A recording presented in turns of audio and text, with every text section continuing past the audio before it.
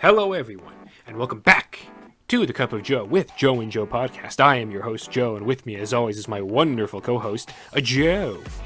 Oh, Joe, we're at the end of the Hip Hop Samurais, man. At the end of the Hip Hop Samurai. I'm excited. I wanna. It felt good going through this the second time, so I'm excited to hear what your first time point of view thinks. Yes. So, for anyone, for anyone who did not know, we have two other parts. You can go back. This is part 3. If you're like, oh wow, they're starting at the beginning. No, not in this episode. We did in 2 previous episodes ago. So just look for that. It's it's 26 or something like that. Yeah, 26.3. But so in the first episode, we went from 1 to 9. Second episode, we went from 10 to 18. This episode, we're going from episode 19 to episode 26, the conclusion to this little series that we're doing following along with Samurai Champloo. So, let us hop right into it. Episode 19, I've titled it Christian Shit. I titled it Ugly Priest. That too. In this episode, we follow an ugly priest who has a lazy eye, I guess. It's not a cross-eyed. It's a lazy eye thing, right? He's got what what lizards have, where it's like he can look. The one eye goes to the right and one eye goes to the left.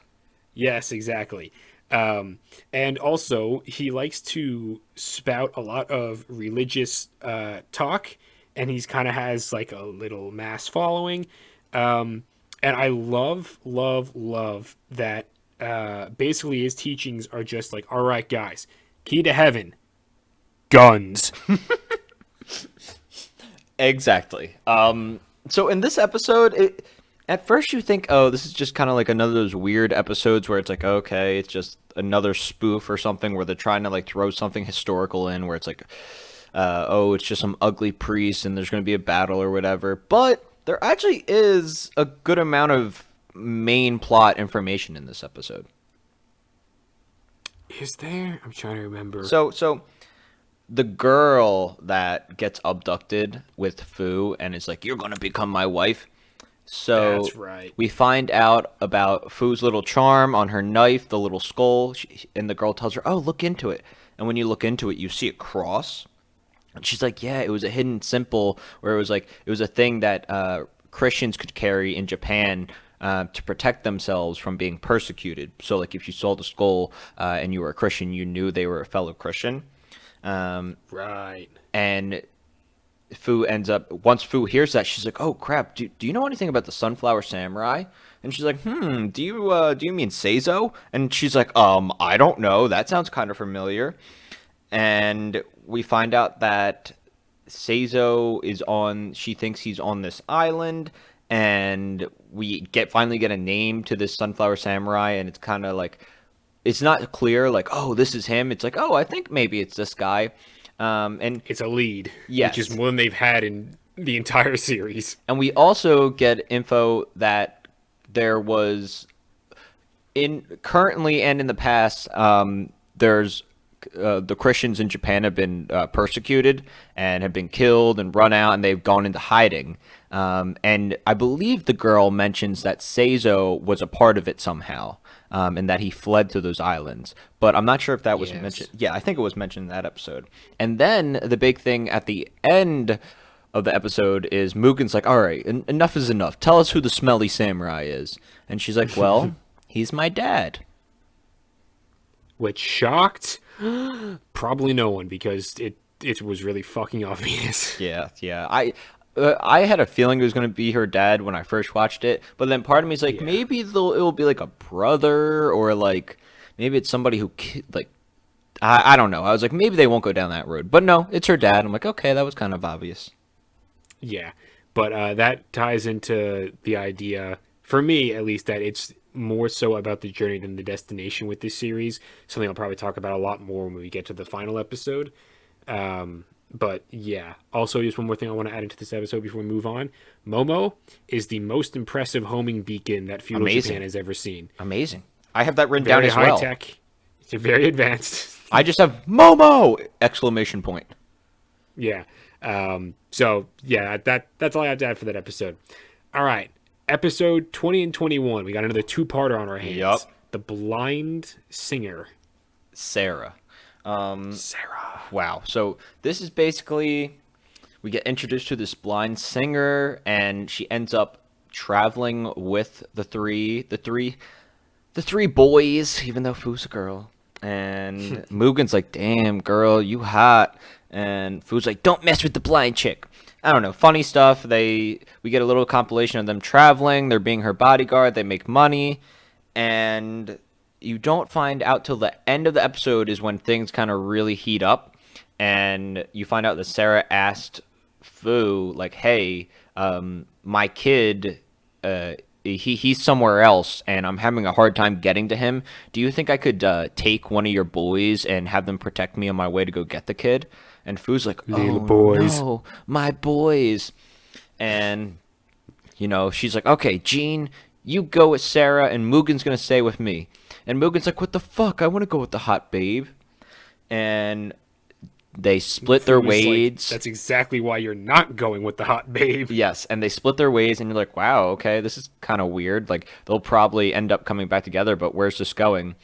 And Jean and Sarah end up crossing a bridge, and what ends up happening is Sarah, like, almost like a villain removing his disguise, takes off her hat, and from her cane, I believe, flips out like this, like, I don't even know what to call the weapon. It's fucking sick, though. It's like a weird spear, three-pointed, but not like a pitchfork. It's like... And you wield it like a scythe, almost. Yeah. It's cool. It's very cool. And we end the episode with her starting to fight Jean. Is it starting to fight, or is it the end of the fight when Jean slashes the ropes and the bridge falls? I have episode 21, the bridge breaks. Okay. But basically these episodes go together anyways. Yeah, it's basically one story. But yes, that happens. And it's like this entire thing, I was very sort of like checked out up until this point, and then I was like, oh, this is cool because it's one of the coolest fight scenes of the show thus far. This blind chick just fucking daredeviling Jean's ass, and Jean is just like, I gotta fucking save myself, so he cuts the bridge and they both plummet into the water below. She turns up all right, like she's found the townspeople, like, oh no, the bridge has fallen, so they go to look for see if there are any survivors. They find Sarah, who plays Coy, being all like, like, oh, I was still whatever or something. And then they find Jean's glasses. And I love the part where Mugen is like talking about his glasses, and then Fu looks over to him and she's just like, Jean's glasses are for show. And I think I was drinking something and I almost did a fucking spit take because I was like, what? Why the fuck does he wear them then? Cause it makes you seem educated, duh, Joe. But what? You're a samurai. You're supposed to be like, I need to be able to have like good movement and be incredibly disciplined with, I mean, I guess wearing the glasses and not having them fall off would make you pretty disciplined, but it just seems incredibly unnecessary to be wearing glasses when you don't fucking need them. Yeah. So yes, that part is funny, and I will say, Sarah, she's not just another villain from earlier in the show. She's fucking OP. She is a actual assassin. Yeah, and she's also not malicious in any way. She's just doing this because she has to, because it seems like the people, or a group of people, have her son. Like, it's the government. The government has her right, son. yeah. The government hired her to kill Mugen and Jean for some reason. We find out later on why. Mostly because Mugen and Jean have been causing problems. Obviously, they've been killing a bunch of people, going from town to town, causing problems. And they each have their own distinct killing. Yep, and they have their each backstory, their each dark backstory or whatever.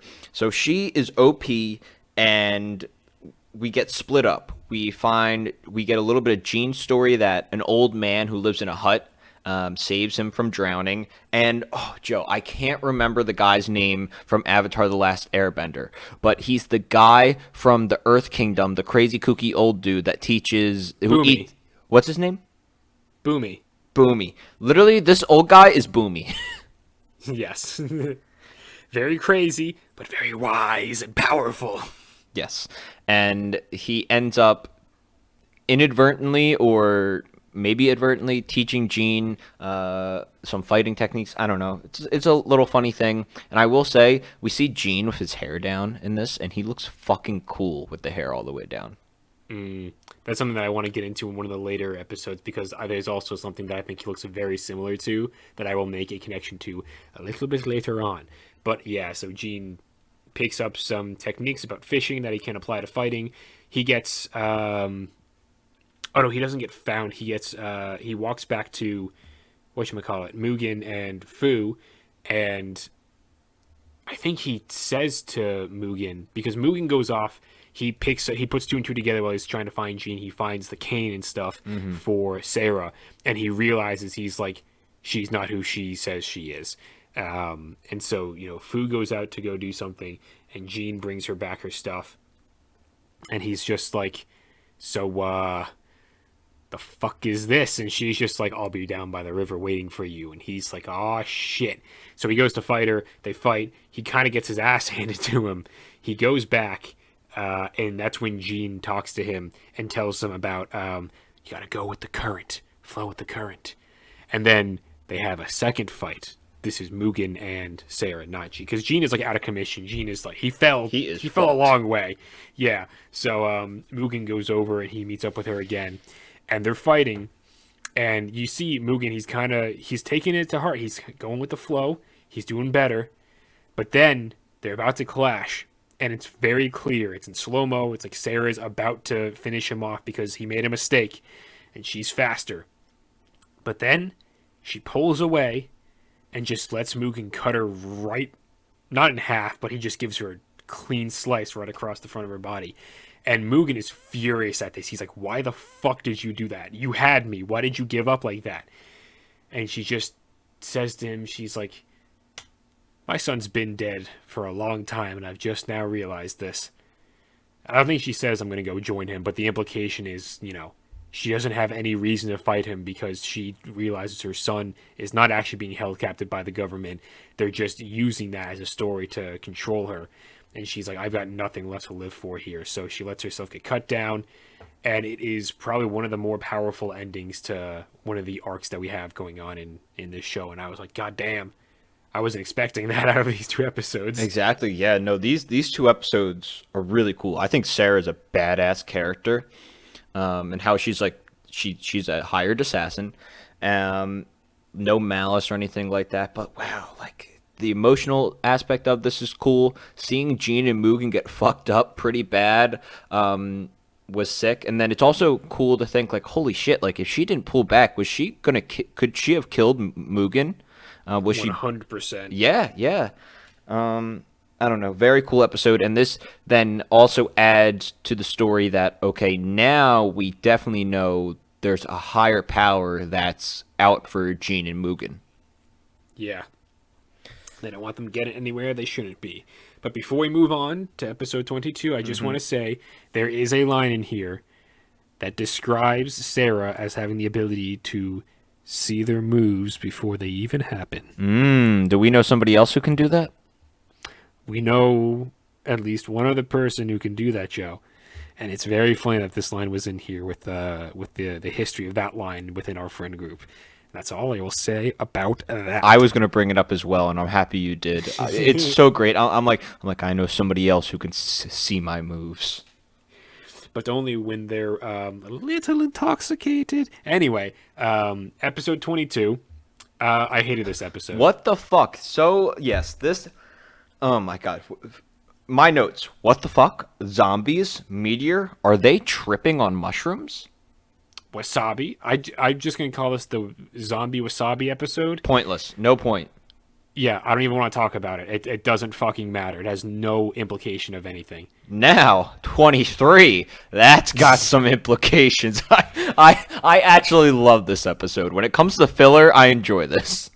Okay, yeah, it was definitely way more enjoyable than 22. But this had me Googling when the Americans first came to Japan.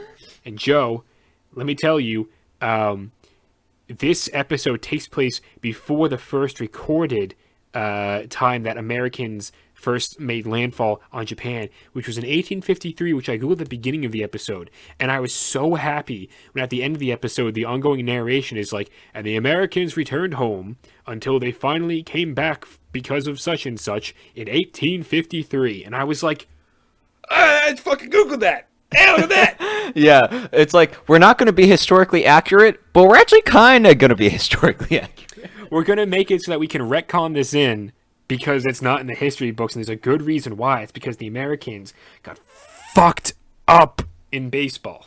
Yeah, so this is just a fun filler episode where the Americans show up and they're like, hey, we're going to establish trade with you guys, and if you guys don't want to do that, we're going to go to war with you. And it's cool seeing the Japanese portray Americans as the Yankees, and they make fun of them. It's really, really funny, Yeah. especially being an American. It's really funny. And it's just a good, funny episode, especially with just seeing Mugen throw the baseball. When Mugen throws the baseball and he, like, makes a tree fall down, he makes the building explode, like, I found those fucking hilarious. I like to believe that was only 10% of his true power, but, that's just me. Yeah, that's all I gotta say about that. Also, there's a bunch of funerals at this baseball game, which I was like, this is fucking tonal whiplash, but whatever.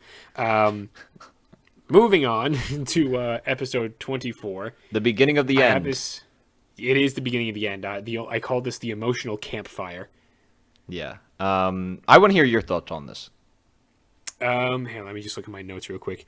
There's an Udio and a Gin cameo. Actually, Gin cameo. It's not a cameo because he is present for all of the next three, I believe. But there is a character who is voiced by Udio from Bleach, and is an antagonist who is also voiced by Gin from Bleach as well. And I was just like, I can see all the fucking Bleach voice actors in here. This is so fun. We've had Rukia, we've had Ichigo, we've had Udio, we've had Gin. I don't think there's been anyone else, but I might be wrong. See, I didn't hard pick to up tell. on. I'm gonna be honest. I didn't pick up on the Udio and the Gin. They sounded familiar, but I think the fact that you rewatched Bleach recently helps you. Probably, yeah. But yeah, I was just able to go in there and I was just like, oh yeah, I can hear their voices in this.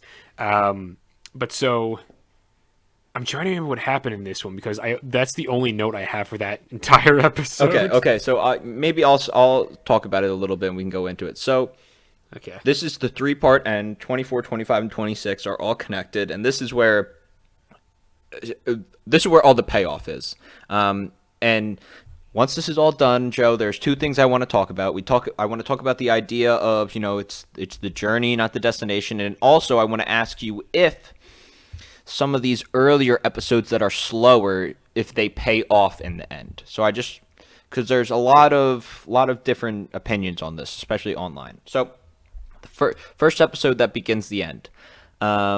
We have a very emotional campfire where the three of them are sitting and they're like, wow, like we passed Nagasaki. Like basically all we have to do is walk for a couple more hours and then we'll be able to take a boat to the island that we think the smelly samurai's at. And they're having this nice talk and Fu's like, wow, like what are we going to do after this? What's like, and she's kind of emotional. Like what's going to happen?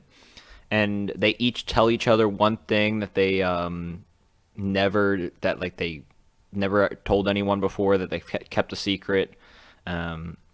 Fu talks about how her background with her family and how she's been wanting to go find her dad and kind of beat him up to be like, hey, what the fuck, you ditched me and my mom, that's fucking bullshit. You find out that what did Mugen makes a joke like, I love a girl with big hooters. Yep. Good old Mugen. I forget, what did he actually say as his... I'm pretty sure it was very close to, and I love a woman with massive hooters or something. He said hooters and variation on big. So it was something like that. Yeah, he didn't actually say something emotional, I don't think. But Gene gave a very, very nice talk where he talks about how Mugen and Fu are kind of his only friends, and how he's pretty much been alone his whole life. And I found that really nice. Yeah, that was nice. Then at the next episode is where... At night, also, we find out that Fu and Jean have like a little talk because Jean's like, what are you doing up? Like, you should get back to bed. And Fu's like, what's going to happen at the end? Like, I can't imagine leaving you guys. And she gets just really, really worked up. And Jean's like, oh, man, like, this girl actually really likes us. Like, holy shit. Could have fooled me. The amount of times she calls them fucking idiots and bumbles away, but whatever. Then, episode 25, we get, finally, Jean's backstory, which is, I guess, pretty compelling? I don't know. It's where we see what was actually going on and how... crap. So he was obviously like a prodigy. He was like one of the best students that dojo had. And then his sensei was... It was the government, right? It was the guy who comes in later on. His name's the master sword fighter. Karaya, his name is. Karaya? Yes. Okay. So Karaya comes in and is all like, hey, so we're gonna make all your dojo stuff. They want to make it like wartime, like a yeah. What do they want to do? So this is it. So okay. So we get Jean's backstory, and we find out what we're being told is that Jean killed his master, which is like, why the fuck would he do that? And now he's kind of not quote unquote on the run, but he's just kind of lost and finding his way, and people are out to get him because they're like, why the fuck would you kill our master? He was a good dude. But we finally get the backstory of why he killed him. So we find out Jean's parents died when he was young. He dedicated his whole life to the martial arts, and he became really good at it, and he would just beat the shit out of these little kids who couldn't keep up with him. And he had basically a father-son relationship with his master, with his sensei. And the government, apparently in the government, they had like a head samurai dude who is Karaya, and he's like this master swordsman. And he went to... he told this sensei like, hey, basically we're going to start working for the government, and we're going to be like their military guards and be a part of their military. We're not just going to be like hired arm. Like, people aren't going to hire us and stuff like that, or lords. Like, we are working for the government, and we are in the military. And dogs of the military, one might say. Yes. And he tells all his students this, and Gene's like, I don't want to fucking do that. He goes, that's not what this is about. He's like, look, man, I don't know what to tell you. Like, I got to follow the rules. And they find out that Gene's kind of like not with it. He's like, yeah, I'm not really going to follow this. And they also know that he's like the best swordsman in that class. And Karaya tells the sensei like, hey, you got to take him out. Kill him. Yeah, take him out, or fucking murder him. I'm going to do it. So while Gene is sleeping the one night, his sensei comes in ready to kill him. But Gene reacts, defends, and kills his sensei, not knowing it's his sensei. He just thinks this is somebody trying to kill me. And then realizes, holy shit, I just killed my sensei. And after this, like, people aren't going to understand that. He's like, somebody, like, there's a reason he killed me. So he goes on the run, and now he's in hiding. And that's Gene's backstory. That was a lot of explanation needed for that backstory. I don't know. It was fine. I like it. I think it's a good backstory because I like how they tease at the fact that, okay, he killed his master, but you're like, why? Why? Is he a bad dude? But then you find out, like, oh, wow, like... Yeah. You get the connection that Gene had to accidentally kill his master. He's on the run, so now he's alone again. And it introduces Karaya, which is the big baddie of the show. Excuse me. Which we then go into fighting for the final episode 26, where a lot of the culmination stuff happens. So in the previous episode, also, Fu gets abducted by the fucking weirdo assassins that have a problem with Mugen, which we find out in this episode. It's because Mugen wrecked one of the guy's brothers. So he's just like, oh, this is revenge for my brother and all that sort of shit. But so before Mugen meets up with them to fight, Mugen and Jean sent on a bit of a wild goose chase by Fu because she's like, I gotta take this last leg of the journey on my own. So she sends them off. She gets on a boat, goes to the island to try and see Samurai smell the sunflowers. So many fucking S's in that sentence.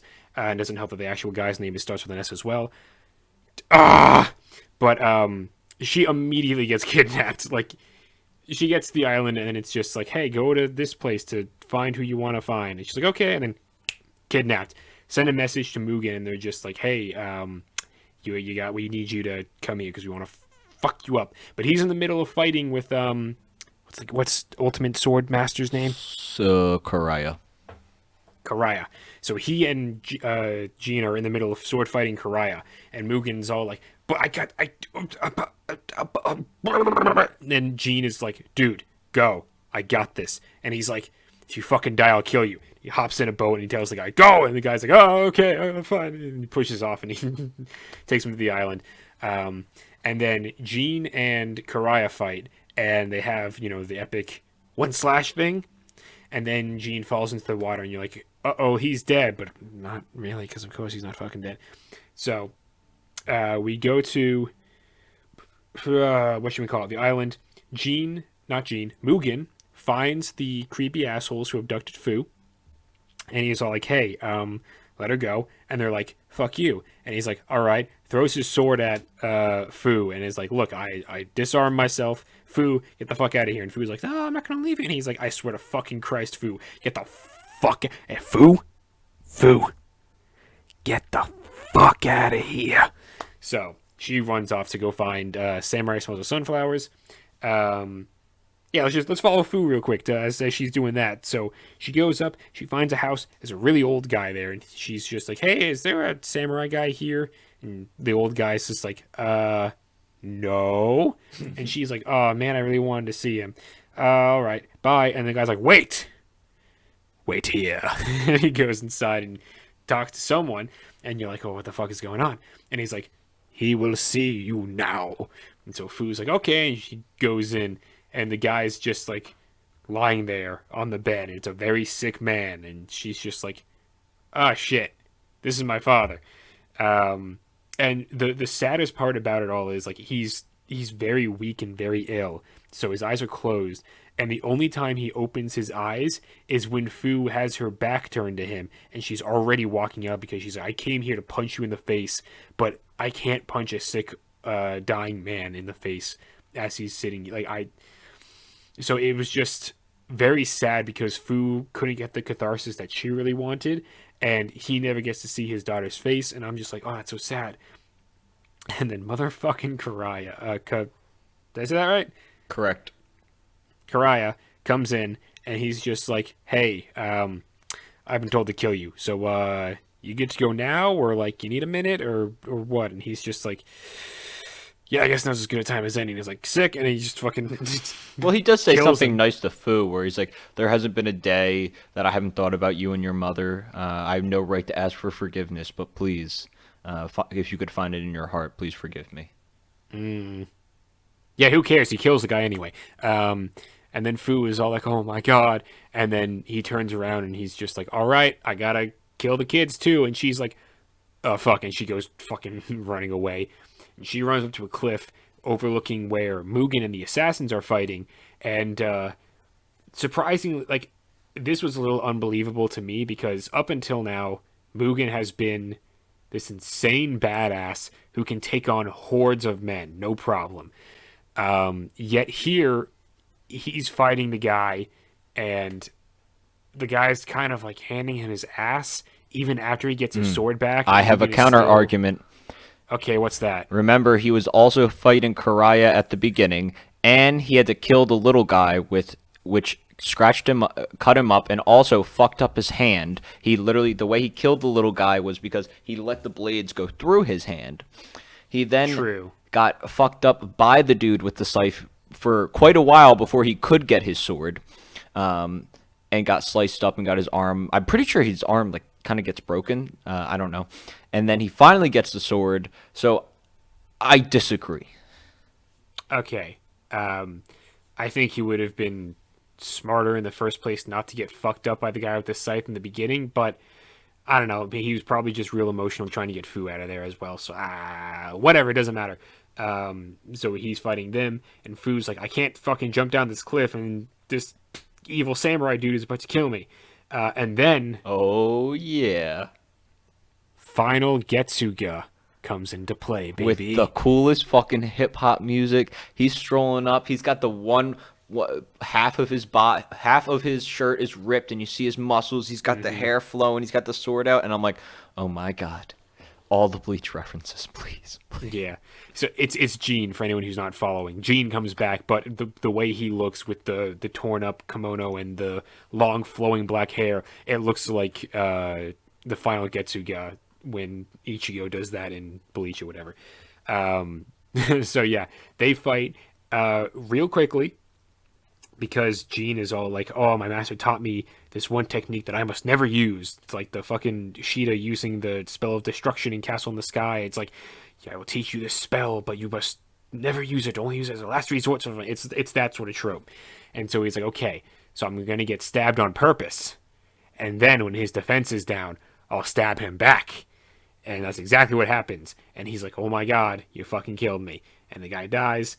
And then Gene falls to the ground, and Fu is like, oh no. And then Mugen defeats, presumably, the bandits. But then the wheelchair bandit, the guy that he fucked up years ago, shoots a rocket at him, and he's like, what the fuck? And he goes up to him, and then he realizes the guy is suicide, like, bombed. Like, his entire wheelchair is filled with dynamite, and he's like, uh-oh, and the thing blows up, and we have another brief interaction of Mugen with these weird death spirits, and he's like, I guess it's time, isn't it? And then they're like, nope, psych, and he's just not brought, like, Fu essentially brings him back, which he's just like, nah, Mugen. And then they all get bandaged up. I don't know why I said that weird. Bandaged up. They all get bandaged up. Yep, they all get bandaged up. And they're just like, man. Oh, wait, no, before that. Sorry, I missed a critical point. Big point. Big point. Gene and Mugen were like, okay, we gotta fucking settle this. We have to fight each other. Like, we're going to have a battle, and one of us is going to kill the other one. And Fu was like, no, please no. And they do it, and they swing their swords at each other, and they clash. And they both break their swords, and they both collapse, and then they get bandaged up, and then while they're recovering, they're just like, I don't really have any, like, drive to kill you, man. And the other one's just like, yeah, me neither. And they're like, cool. And then they're chill after that point. And then they heal up, and they're like, yeah, I guess for every once in a while, like, whenever I ran into somebody that was stronger than me, I always just wanted to kill him. But you? I think it's okay letting you live. And Gene's like, you know what? I feel the same way, Mugen. Thanks, man. You guys are like my only friends. And they heal up. And then they start kissing, and then all the clothes come off. That's only in the fan fiction. I'm working on it. It will be out shortly, everybody. Keep an eye out. Link in the description. And then Mikasa comes in and is all like, oh, that's a mighty large titan you have there. Oh, yes. Thank you. Thank you. That's going to be for the sequel volume. I'll put a link to this all in the description. Wonderful. And they end up healing up, and they're ready to go. Fu is all good, and they reach a crossroads, and they're all like, well, I guess it's time to go. And they all go their separate ways, and they're like, okay. Oh, and Fu tells them, oh, when we did that coin toss, I lied. It actually landed on the other side. And they're like, what? Whatever. It was fun. And then they just walk their separate ways. And that's it. All right. Your questions for me at the end. What were they again? Oh my god damn it. Okay, we want to talk about journey, about the journey, not the destination. And does the slower start and subtler stuff at the beginning have pay off in the end? Like, I don't know. I want to know your opinion on some of this stuff. Okay, so journey over the destination stuff. I appreciate stuff like that because so much stuff today is very like plot driven, or there's a definitive end goal, and like in this there is a definitive end goal, but honestly, I couldn't really remember what the fuck happened in these last 3 episodes if you couldn't tell. So it wasn't exactly what I would call a stellar ending. I would say the middle portion of this show was the best for me. Like, that was my favorite stuff. So there's something to be said, because that wasn't really anything massively plot driven. That was just sort of like experiential stuff and like some really cool episodes and things like that. So like on that aspect, I enjoyed that. Some of the earlier stuff, I don't think like having seen the entire series, I honestly don't think a lot of it was necessary. But again, that's not really the point of this, it seems. Similar to Cowboy Bebop, where it's like there's not really an overarching plot. It's just sort of like each episode is just another day with these characters and seeing what the world is like and that sort of thing. And it's like building out all this crap. But that being said, this wasn't exactly my favorite series. Yeah, I will say rewatching it a second time, it kind of lost the magic for me when I watched it the first time. First time I watched it, I was like, "Oh, this is kind of cool." It's similar vibes, like you said, the Bebop, where it's kind of like loosey goosey with the story, and you don't really get a main story ending till the actual end, and you're like, "Oh, wait, so this is when shit actually hits the fan." And I like the ending. I thought it was enjoyable. I think Karai is a cool character. I think the fights are good, and I was satisfied with the ending. Like I said, nothing crazy, but I was satisfied. I liked it. It was simple. But definitely watching it a second time, I was like, okay, this is fine. Like it's nothing amazing. It's fine. It's enjoyable. There's some funny moments. There are cool characters. But yeah, nothing crazy. Yeah. So I think overall, if like I'm averaging my experience across all of these episodes, I think I'd probably give Samurai Champloo like a just making sure I'm checking my math here. I got to make sure I carried the one in all the right places. I give this like a 5 out of 10. I give it a 6. Yeah, it's like for me, it's like this is like baseline. It's like if you just get into anime, I guess you can watch this, but also I feel like you should probably watch something like considered like really cool and way better first, and then you can like hop in. You can check back in on this every once in a while. If this came out weekly, I'd be like, yeah, this is cool, and like I'd watch it once a week. But I don't foresee myself ever binging this ever again. Yeah, I completely agree with you. Like I said, second time around, I was like, okay. I'm like, definitely lost a little bit of its glamour, but I didn't think it was a waste of my time. I enjoyed watching it. Yes, and so now we've come to the end of this series. So, what's going to be happening next week, Joe? We're talking about a mech anime, which I didn't realize was a mech. We're talking about Gurren Lagann, baby, or Lagann, Gurren. I want to the pronunciation, man. I always thought it was Gurren Lagann, Gurren Lagann, Gurren Logging On.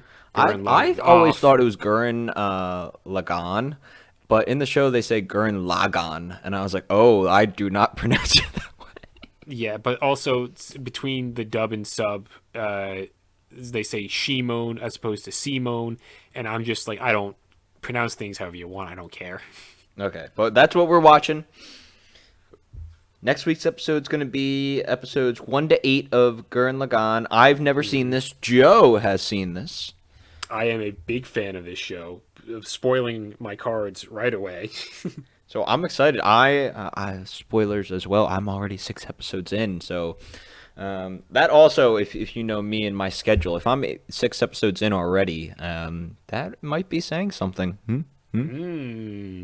I look forward to talking with you about this next week. But so, everyone, Joe, do you have anything to add real quick before I address everyone yet again? No. Just watch some anime, man. It's for everybody, even the hentai. Maybe that's not for everybody, but it can be for anybody. All right, so everyone, watch some anime. Some good shit out there. There's more now coming out than ever, so you'll find something you enjoy, I promise. Be sure to leave a like, comment, subscribe, all the YouTube bullshit. And with that, I shall say, love you, and I'll leave you. Goodbye.